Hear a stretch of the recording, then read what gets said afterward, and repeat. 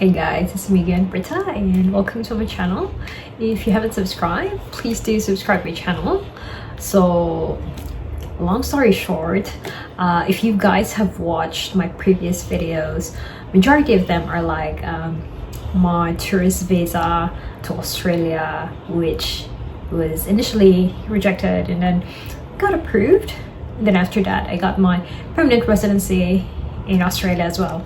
So, quick life update. At this point, I'm on the last leg of living in Singapore now. So I've got a big year ahead on 2025.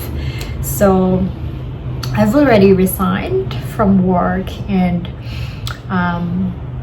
next month I will be moving to Australia.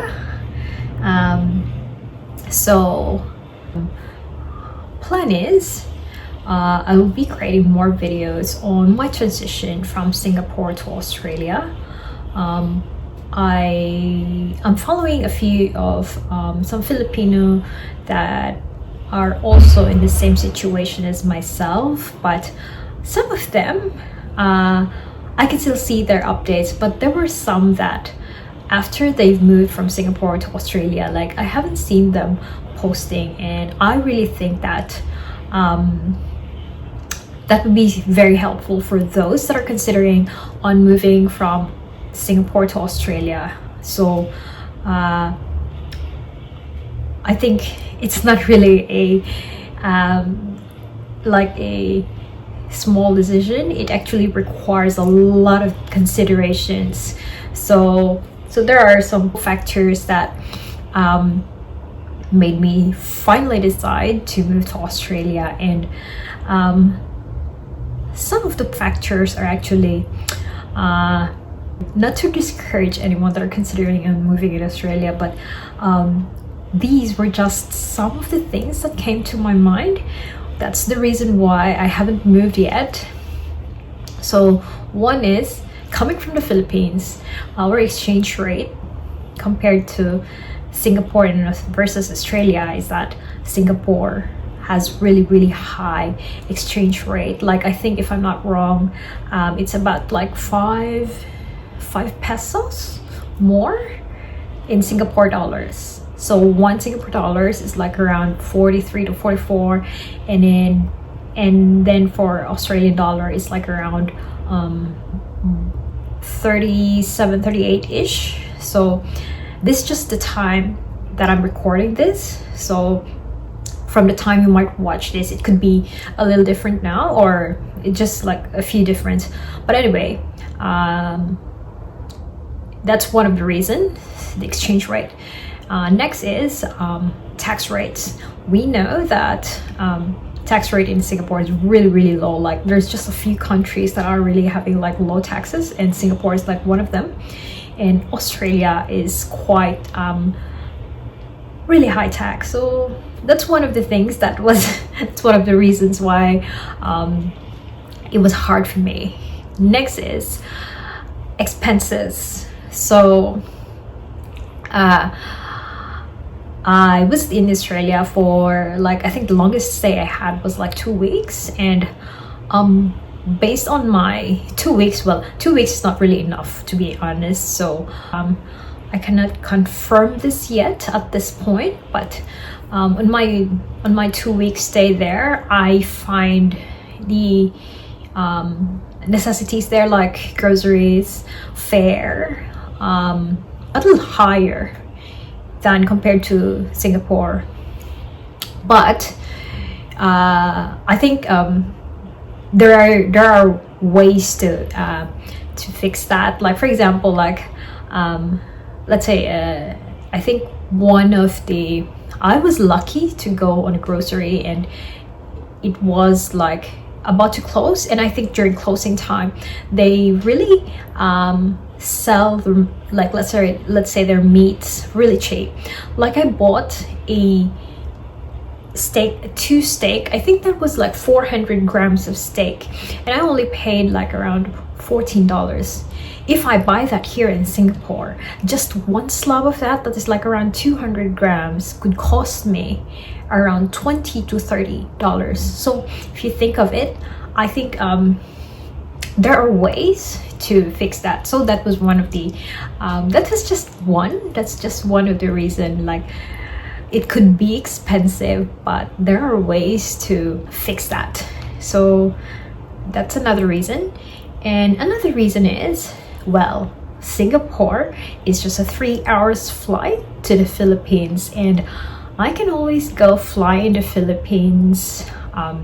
Like, I'll fly in Friday night and be there by Saturday, so, and then fly back here in Singapore for like Sunday evening and be back here at dawn by Monday, and I'll still be like, it will just feel like I didn't really go anywhere. So that was one. So, like, you know, like if there's anything you just want to just go home, like you miss your family, it's quite easy to just travel. Also, fares, the airfare is quite cheaper. Like, I can just find an airfare like around 200 to 300 bucks, and that's like a round trip now in Singapore. So Singapore, Philippines. So I'm from Cebu, so there are a lot of flights in Cebu, so it's not really an issue. And I also live close to the airport in Philippines, so it's quite convenient for me. So yeah, that's one of the factors. So being a travel hub, also Singapore is very close to other Asian countries, which is really, really easy for you to get around to other countries also. I think efficiency too. So another one is efficiency. Singapore is really efficient, like when it comes to transportation. Transportation here is like for trains and buses. I think for buses, I think the longest wait I had for buses was like 10 to 15 minutes only. That was the longest, but majority is like likely like 5 minutes. And for train is like 3 minutes, or depending on, like, if it's peak hours, it's like every 3 minutes there's going to be a next train. So everything's really fast, and I think it'll take like 5 minutes, 3 minutes. I think the longest wait for me was like I think 5 minutes, and downtime is it rarely happens. So going to the pull factors for me are actually, one is Australia offers good healthcare. So coming from a third world country like in Philippines, we've had incidents at home wherein we really have to pay loads of cash on healthcare. Like, let's say like parents got sick, and like, or a relative got sick, really have to cash out loads of money in that. And I think though it can be fixed with insurance, but getting an insurance is more of like a personal preference, and you can't really push everyone to get an insurance. It's more of a preference, whether it's you or your family. So you can't really push everyone to get an insurance to get your healthcare covered. It's this is a very common trait of Filipinos, wherein some of the people doesn't want to take insurance, so you would end up cashing out when you're sick. So in Australia, for me as a resident, once I get the Medicare, well, I would get like, I'll be covered with the healthcare, but it's not completely, I've heard it's not completely free. My friends have been recommending to get still get a private insurance. So basically it's not completely free, but you get assistance. So I think that's one of the things that really pulled me to move to Australia. So that's one. Second is, there's a clear path of getting a citizenship there. So Philippines allows dual citizenship, and you can actually give up Philippines or dual citizen. So in my case, there's a clear path for me, whether if I want to push for being a citizen in Australia or just stay as a PR. But we'll see in a few years. So that's like in 4 years time, it's either I can convert to citizenship or just renew my permanent residency. So that's one. That's another thing. And then another is security of job. So this one is a little subjective as well, because it depends on which industry you work with. I mean, I think a lot of companies are actually doing retrench, or like they're cost cutting. So I can't really say that it's fully you'll be fully covered on I mean, like the security of employment. But being in Singapore, I was on an employment pass. So if you are on an employment pass, if let's say the company decides to cut down people, you really have to say goodbye to Singapore, or unless you have another offer. So I felt like that is not long term. I just felt like it's not something long term, unless you actually apply for permanent residency in Singapore, which is there's really high chance of getting rejected. So some of my friends have applied for like 5 times and still get failed. So that's the reason why I'm gearing towards something long term. And Australia actually, I got lucky to have my permanent residency in Australia. Okay. Another factor for me is the work-life balance. So this one is also subjective. It really depends on the industry that you've worked. So I work in the IT industry. It could be hectic. It could be a little, you've got a little time for yourself. But this one, hopefully, I can confirm that maybe in a few months. I can't say it yet now because I'm still in Singapore, but do check out my next videos in a couple of months. I'm planning to do another video on how my life turned out when I moved in Australia. So at this point, that is actually one of the factors that made me decide to choose Australia. The work-life balance. So yeah, I think this is very common. Like if you ask people like, why do you go to Australia, like it's like the selling point. Like work-life balance there is miles better than Singapore. So this is what people usually say, but we'll see. We'll confirm that in a few months. So that's one. Another thing is being healthy. So in Australia, well, this one is another subjective thing. So if you try to ask like locals there, they would say that if you stay closer to the city, then you'll see these people that are really fit and like health conscious. But if you go to further places, then you'll see that still obesity, or like some people still doesn't really care about health. So this is something that's still subjective. But if I look at it, like when I was there, it really made me feel like I need to be healthy. Like they look so fit, like I want to be like that.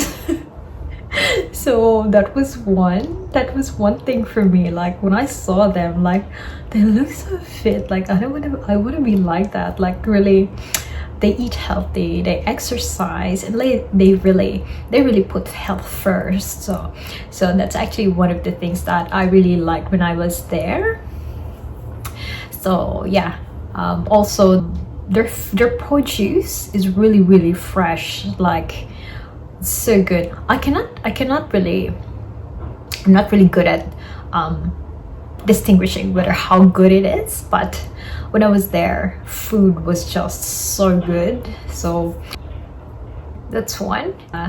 I'm not calling out on the locals. There are locals in Singapore that are really nice as well, or people in Singapore are also nice and approachable, but it just feels different.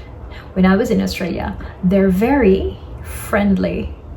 So they're very friendly and approachable. Like they like small talks, and I was surprised with that. Like the first time I went there, people that I am with in the lift starts talking to me, and as an Asian who doesn't know this, you'd be stunned and like, I'm not sure if I should, I don't know, maybe it's just me because I'm an introvert, or yeah, I could be introverted, yes. So I'm stunned for a bit, paused for a bit, but of course I have to answer them. So yeah, and then in a few days time, like anyone that I come across to would like really greet me, and I find that really interesting. You know, like it just brightens up your day, like because you don't really see, it's not quite common, like let's say here in Singapore, like you come across people, it's just nothing. Like you come across strangers, it's just nothing, like you don't even see eye to eye. So that's a little different. So when I was in Australia, I would come across random people in the street, and they would smile and say good morning and like, how are you? If I go to a grocery, they would say like, how are you doing? It's like, it's just fun. So I think, you know, that feeling of their friendliness is very contagious. So that feels good actually. It just feels like you're part of the community. So regardless of where you come from, so far my experience there had been really, really delightful. So that's why I kind of like their friendliness. So yeah, some of the practical things as well. Let's look at the practical things like pay. I can't really confirm this yet because when you look at when you do the math on the taxes and the take-home pay, I might be getting more here in Singapore than in Australia, but I cannot really confirm that yet. Maybe in the coming months, I should be able to discuss that on the difference on the take-home pay working in Australia versus in Singapore. So I think Filipinos mentioned that they are getting paid more in Australia, so they were able to save more there than in Singapore in spite of the high tax, for the very reason that they changed the lifestyle. So it was more of like they changed their lifestyle instead. So when they were in Singapore, they were like traveling, shopping and all. So when they were in Australia, their priorities changed, and they mentioned that they were able to save more in Australia because they don't really have all these, and their priorities have shifted. So I think this is something subjective as well. So for my case, maybe in a few months I could tackle this back regarding the take-home pay. Another thing is the Great Outback. So another reason is when I was there in Australia, coming from the Philippines, we have nice beaches too. We have nature. We are rich in nature, natural resources. But when I was in Australia also, they have amazing beaches. They have breathtaking views. And I have yet seen like entire of it. Like if I actually saw like an article that it'll take you like 27,000 days to, I think 27,000 days, but there was just a lot, like there's just so much to do in Australia. So that is one of the things that I was actually excited about, because everything is just a drive away, though Australia is such a big country, and of course everything takes time, but there's just a lot of things that we can do in Australia. So that is actually one of the things that I am excited about. So another thing, working here in Singapore is on an employment pass, I'm just getting a salary. But if I work in Australia, they actually have this superannuation. So there is a certain percentage that an employer contributes to your superannuation. So on top of your base pay, you have a certain percentage of superannuation that your employer is actually contributing to, and then you can actually add on, like they call it salary sacrifice, so you can actually add some more on that as well. So it's like you can give a portion of your salary there, and then your employer is contributing to your superannuation. If you're coming from the Philippines, it's like SSS for us, but the good thing is in Philippines, if I'm not wrong, we have pension. There's also pension in Australia. So superannuation is like a safety net. They call it like a safety net for us. So it's like employer is contributing to that. And let's say if I decide to retire in Australia, I still have to I'll still be receiving like an age pension. So superannuation is different, age pension is also different. So these are actually just some of the benefits. If you're unemployed, they have Centrelink. I'm not so sure about this yet, but there is this support from the government wherein if you're unemployed, the government is still going to support you. And there are other subsidies as well, like childcare subsidies, and yeah, there are some subsidies that they offer, like childcare and unemployment subsidies, and even medication. So they offer subsidies on medication as well. This is what I know. In a few months' time, if I stayed there in quite some time, I should be able to give you a more detailed info. But these are just small dibs on my factors on leaving Singapore for Australia. So I do hope that this will help you, and do subscribe to my channel if you haven't subscribed. I'll be creating more videos on my transition from Singapore to Australia, and I really hope that this helped you, and maybe in my future videos are able to help you. If you have questions in some of my videos, please just post a comment down below in this video, and then we'll just create another video for that. And yeah, I think that's it. So thank you for watching, and I'll see you in my next video. Bye bye.